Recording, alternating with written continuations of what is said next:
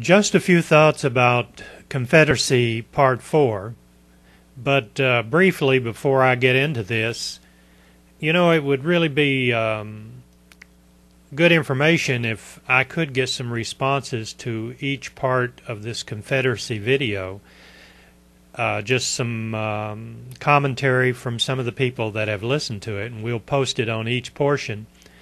And we can all learn something. So if you have a video response that you'd like to send, we'll post it on each one of the segments, and it'll be a lot of fun to get some different perspectives on the Civil War.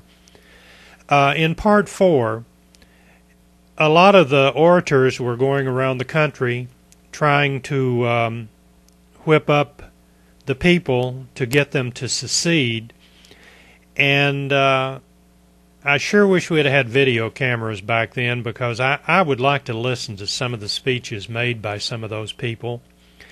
And the historian of this document, the man who wrote the document that I'm reading, and it's if you go to the parts, and I have the credits if you'll look over there, not on this video but on the Confederacy parts, I list it. He believes, and I also believe, that if it hadn't been for Fort Sumter, that is credited with being the start of the Civil War, if it hadn't been Fort Sumter, it would have probably been something else. And also, too, we suffered from some of the things then that we suffer from now, is people who take literary license to put their own spin on stories. And the author of this manuscript mentions that when he talks about the two young men who went to Fort Sumter to demand that the fort surrender. And of course General Beauregard was in charge, and I'm sure that if he was like most generals, these guys would probably not have had any leeway to take anything on their own. And another thing that amazes me in Part 4 is the commander of Fort Sumter basically told,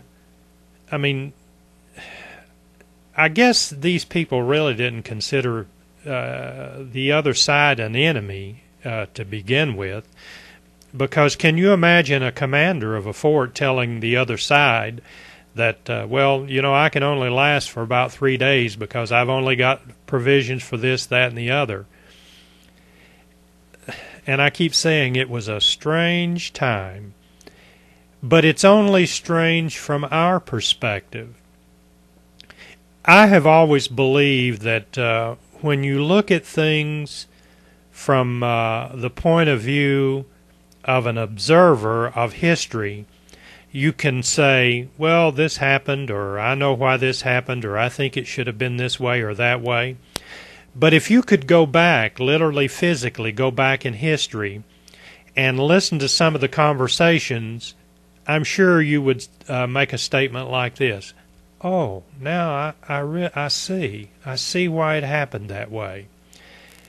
But we don't have the means to be there, and the only thing that existed at the time were telegraphs.